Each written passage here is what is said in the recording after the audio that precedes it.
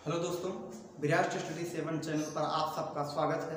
आज हम आप लोगों के लिए लेकर के आए हैं यूपी टीईटी सीटीईटी से कुछ इम्पोर्टेंट पर्यावरणीय क्वेश्चंस।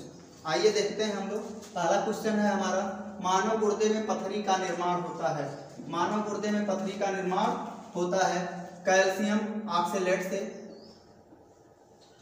कैल्शियम एसीटेट से, मैग्नीशियम सल्फेट से, कैल्शियम से। तो कैल्शियम से बिल्कुल नहीं होगा, मैग्नीशियम सल्फेट से बिल्कुल नहीं होगा, कैल्शियम एसीटेट से बिल्कुल नहीं होगा। आपका बचता है एक पॉइंट आपका कैल्शियम ऑक्सलेट से। यानी मानव गुर्दे में पथरी का निर्माण होता है कैल्शियम ऑक्सलेट से। साबुन को बनाने के लिए कास्टिक सोडा को किसके साथ गर्म करते हैं? केरोसिन के साथ बिल्कुल नहीं करेंगे, पेट्रोल के साथ बिल्कुल नहीं करेंगे, बादाम के साथ कर सकते हैं, बट ये बहुत महंगा पड़ेगा, इसलिए इसका उपयोग कम से कम किया जाता है। ज्यादा से ज्यादा उपयोग हमारा किसका किया जाता है? अलसी के तेल से। अर्थात हमारा बी पॉइंट सही है। पुताई में काम आने वाले चूने का सूत्र। पुताई में काम आने वाले चूने का सूत्र आप लोगों ने देखा होगा। चूना जब पत्थर के रूप में आता है तो वो कली चूना के रूप में होता है, अर्थात CaO। आपका कौन सा विकल्प सही है? विकल्प नंबर ए सही है। एंजाइम होते हैं सूक्ष्म जीवाणु, नहीं होते हैं। अकार्बनिक यौगिक नहीं होगा। प्रोटीन आपका क्या होगा? फफूंदी नहीं होगा। तो यानी एंजाइम्स क्या होते हैं बेटा? एंजाइम आपके क्या होते हैं? प्रोटीन होते हैं, नायलॉन होते हैं। नंबर 1 क्या है हमारा? Polyamide, polyester, polyethylene, polypropylene. तो इसमें आपका क्या हो जाएगा? पॉलीएमाइड। नायलॉन आपके क्या होते हैं बेटा? पॉलीएमाइड होते हैं। सीमेंट का जमना किस प्रकार की अभिक्रिया है? सीमेंट का जमना किस प्रकार की अभिक्रिया है? उष्माक्षेपी अभिक्रिया है, उष्माशेषी अभिक्रिया है, ए व बी दोनों है, इनमें से कोई नहीं है। आपको इसमें सीमेंट का जमना आपका उष्माक्षेपी अभिक्रिया है।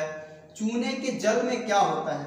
चूने के जल में क्या होता है? यहाँ पर हम थोड़ा सा देख लेते हैं। चूने के जल में क्या होता है? जैसे CaO और प्लस H2O जब इसमें मिलेगा तो ये बनाएगा आपका CaOH का होल ट्वाइस, अर्थात ये कैल्शियम हाइड्रोक्साइड। आपका ये वाला सही हो जाएगा, यानी बी फॉर बॉम्बे। फिर इसके बाद में आपका हो जाएगा, कठोर जल में साबुन झाग क्यों नहीं बनाते हैं? क्योंकि ये कठोर जल में घुल जाते हैं, ये रंगहीन होते हैं। उच्च वसा अम्ल के कैल्शियम और मैग्नीशियम लवण जल में घुलनशील होते हैं, अर्थात ये आपका नहीं होगा, बी नहीं होगा और डी भी नहीं होगा, क्योंकि उपयुक्त में से कोई नहीं। ऐसा तो है नहीं कि कोई नहीं होगा। आपका सी फॉर चेन्नई आपका सही होगा। उच्च वसा अम्ल के कैल्शियम और मैग्नीशियम लवण जल में अघुलनशील होते हैं, इसलिए कठोर जल में साबुन झाग नहीं बनाते हैं। आइए दोस्तों नेक्स्ट क्वेश्चन पर चलते हैं। नेक्स्ट क्वेश्चन है हमारा, निम्न यौगिकों में किसके साथ गर्म करने पर CO2 प्राप्त होगा? अर्थात कार्बन डाइऑक्साइड प्राप्त होगा। तो चलिए चेक करते हैं पहले और दूसरे से। पहला और दूसरा हमारे पास क्या है? CaCO3 प्लस NaHCO3 है। एरो गर्म करेंगे इसको, जब गर्म करेंगे तो यहाँ से हमारा मिल जाएगा NaOH और प्लस CaO और प्लस हमारा CO2। बैलेंस कर लेते हैं। सोडियम की मात्रा इधर 1 है, इधर भी 1 ही है। हाइड्रोजन कितना है? हाइड्रोजन की संख्या इधर 1 है, इधर 1 भी हो गया। कैल्शियम की संख्या 1 थी, कैल्शियम की संख्या 1 हो गया। अब यहाँ पर कार्बन की संख्या कितनी है? 2 है, बट यहाँ कार्बन 1 है, तो इसलिए यहाँ 2 से गुणा कर देंगे। और उसके बाद में 3 ऑक्सीजन यहाँ हो गया, 3 ऑक्सीजन यहाँ, यानी 6 ऑक्सीजन। तो 2 दूनी 4 ऑक्सीजन यह हो गया, और 1 5 और 1 6 ऑक्सीजन। बैलेंस बराबर हो गया।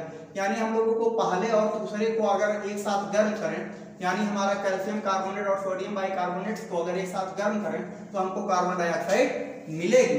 इसलिए हमारा कौन सा सही है? A for America.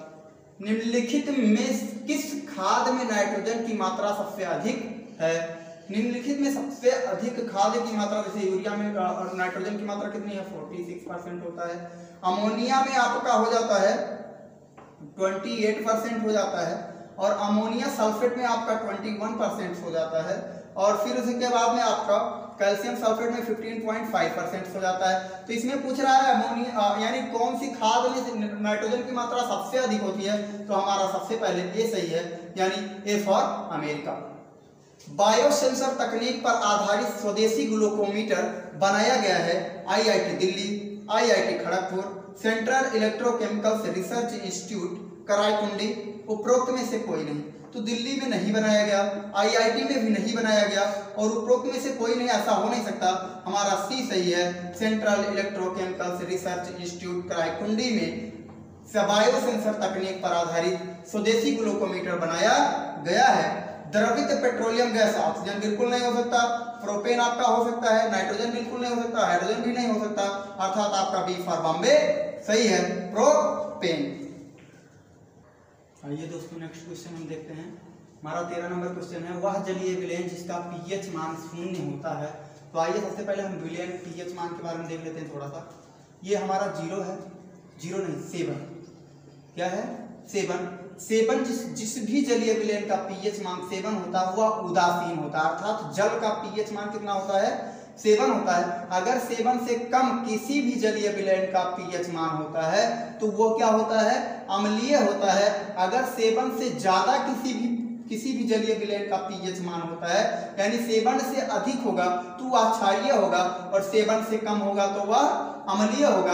अर्थात इसमें कह रहा है 0, तो 0 क्या है 7 से कम है, इसलिए क्षारीय नहीं होगा। क्या होगा आपका, अम्लीय होगा, उदासीन भी नहीं होगा और इनमें से कोई नहीं, अर्थात हमारा बी फॉर बॉम्बे सही है। शुद्ध जल का pH मान क्या होता है, तो शुद्ध जल का pH मान बेटा 7 होता है। क्या होता है 7 होता है, सी फॉर चेन्नई। क्योंकि हम लोग देखे हैं कि 7 के आगे और 7 के पीछे, यानी 7 से कम जिसका pH मान होता है वो अम्लीय होता है, 7 से ज्यादा जिसका pH मान होता है वो क्षारीय होता है, अर्थात 7 क्या होता है, उदासीन होता है।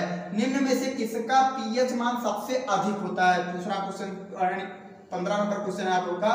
निम्न में से किसका pH मान सबसे अधिक होता है, आशुद्ध जल, B NH3, C NaOH, D chlorine का। तो इसमें आशुद्ध जल का pH मान आपका 7 हो जाएगा, NH3 आपका नहीं होगा, यानी जो सबसे ज्यादा क्षारीय होगा तो क्षारीयता का सबसे ज्यादा गुण इसके पास है, अर्थात सी फॉर चेन्नई, इसके ही पास इसी का ही pH मान सबसे अधिक होगा। आशा करते हैं दोस्तों आप लोगों को यह वीडियो समझ में आया होगा। अगर आप लोगों को समझ में आया, वीडियो हमारा अच्छा लगे तो आप लोग हमारे चैनल को सब्सक्राइब करके बेल आइकन जरूर दबाइएगा और ज़्यादा से ज़्यादा शेयर कीजिएगा ताकि हमारा चैनल आगे बढ़ सके। धन्यवाद।